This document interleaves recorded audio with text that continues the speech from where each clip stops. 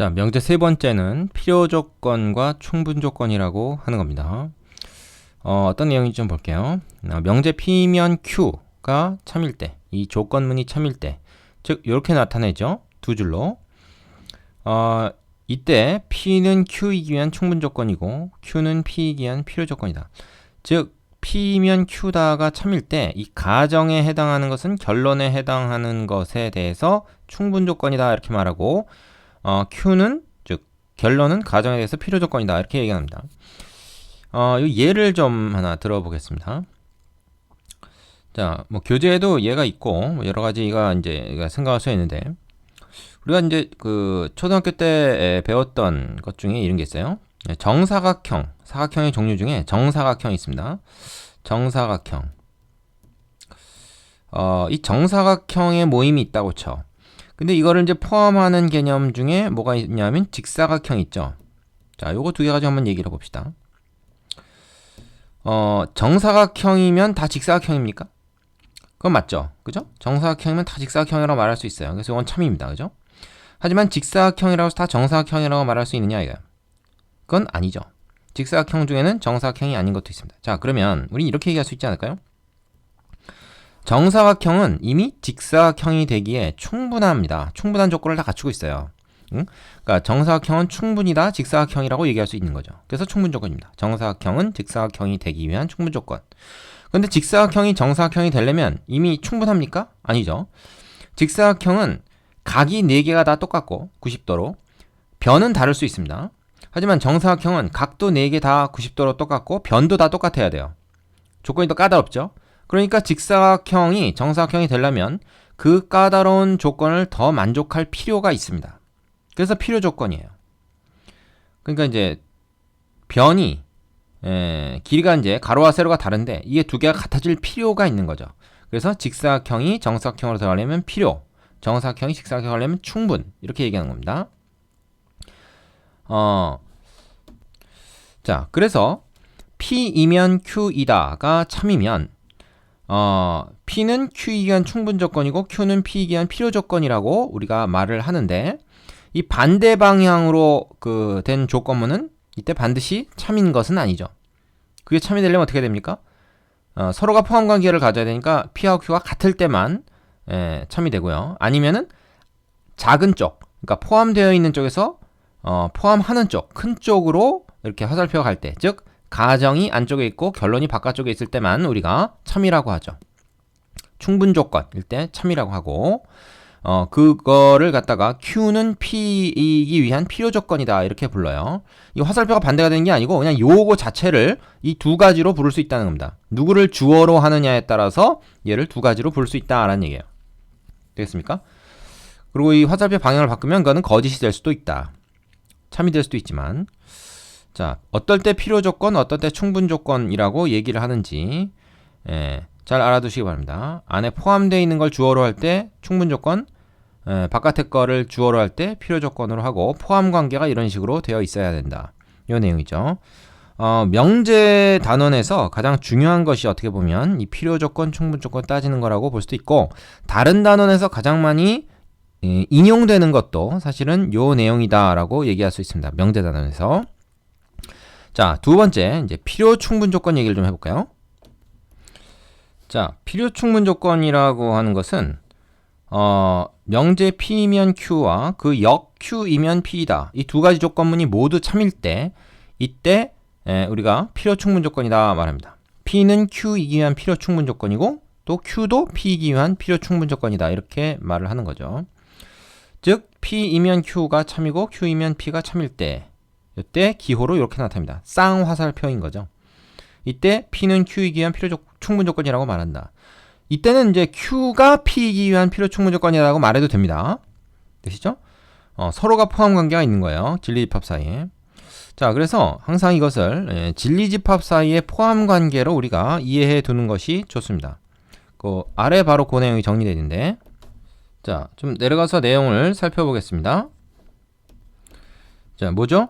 두 조건 PQ를 만족하는 집합, 그러니까 진리집합이죠. 그걸 각각 라지 PQ라고 할 때 P이면 Q이다, 이게 참이 된다 그러면은 진리집합이 P가 Q의 부분집합으로 속하는 거고 반대면 Q가 P에 속하는 거고, 그죠? 그래서 이 P가 Q에 의한 충분조건이면 바로 이런 경우를 충분조건이라고 하고, 말하자면 이렇게 됐을 경우에는 P가 Q이기 위한 필요조건이 되는 거죠. 물론 Q는 P이기 위한 충분조건이다 이렇게 말할 수는 있어요. 그러니까 속해 있는 쪽으로 이렇게 읽을 때 충분조건이고 반대 방향으로 읽을 때는 필요조건이다 이렇게 읽어야 됩니다.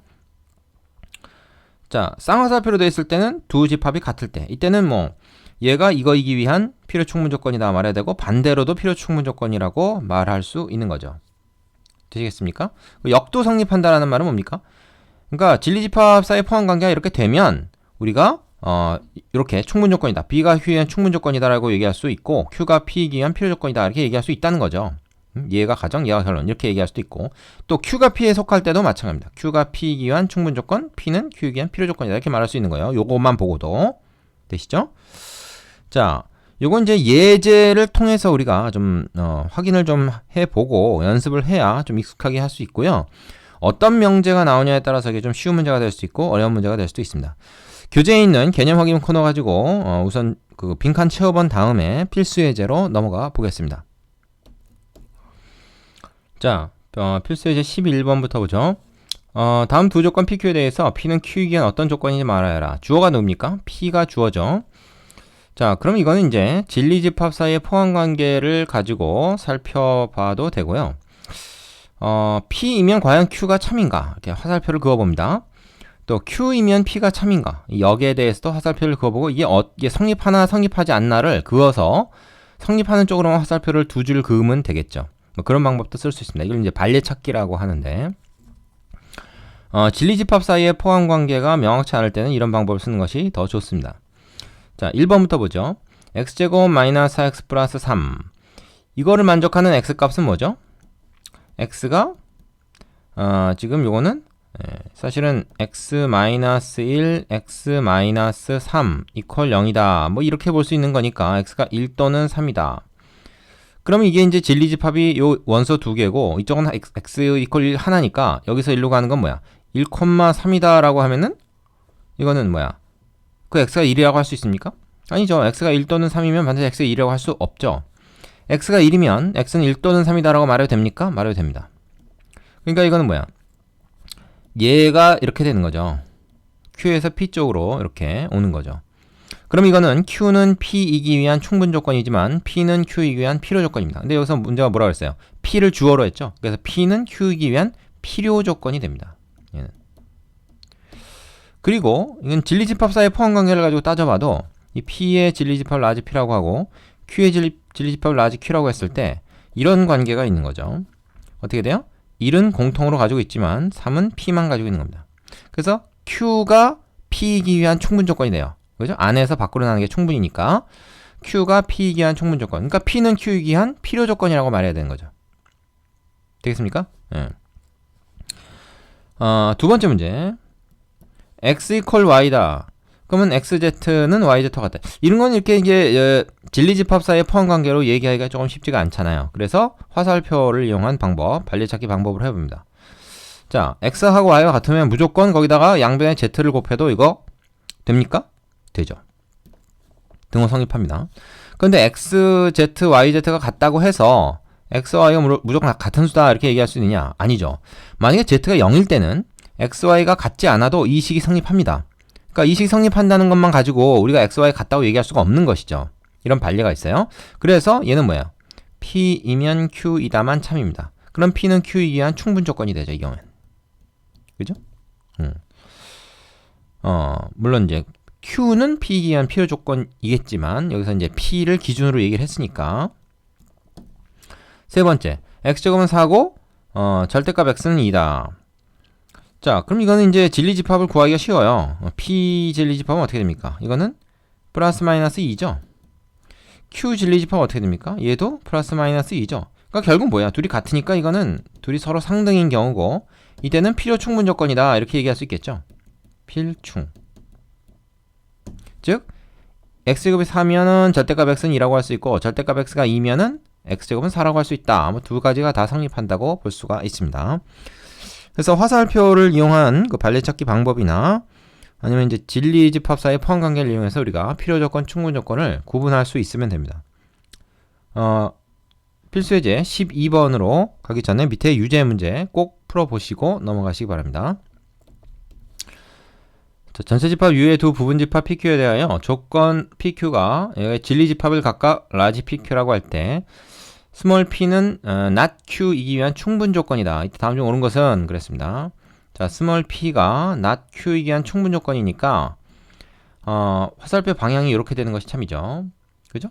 그러면 이거는 달리 말해서 뭡니까? 진리집합사의 포함 관계로 얘기한다면 얘는 자 p가 q의 여집합에 속하는 거예요. 그러니까 이렇게 되는 게 아니라 이렇게 됩니다. 보통 우리가 이제 Q를 이렇게 동그라미 잡고 밖에가 여집합이다 하지만 이거 자체가 여집합이라고 놓고 이 밖에 있는 게 이제 Q다 이렇게 놔도 되는 거죠. 그렇죠? 그럼 뭐 이걸 이제 다른 식으로 좀 표현해 본다 그러면 자 P가 Q의 여집합에 속해야 되니까 Q라는 집합이 P 밖에 있어야 돼요. 그래야 P의 여집합에 Q가 들어가는 거죠.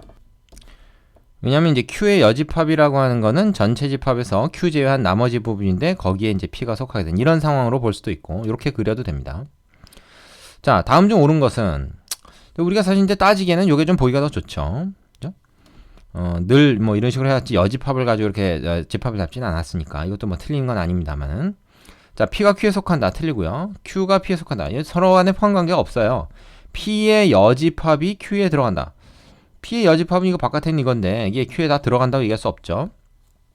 PQ가 교집합이 공집합이다. 이게 이제 맞는 거죠. 이 상황이니까. 얘는 뭡니까? 얘는 P 차집합 Q가 Q와 같다. 이제 이런 뜻이 되죠. 자, 이거는 무슨 얘기입니까?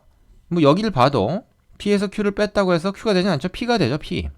그래서 이건 틀렸습니다. 그래서 옳은 것은 4번이죠. 자, 그림을 그려서 따져볼 수 있으면 됩니다. 역시 벤 다이어그램이 큰 역할을 하죠. 밑에 유제 두 문제 해보시고 13번으로 가겠습니다.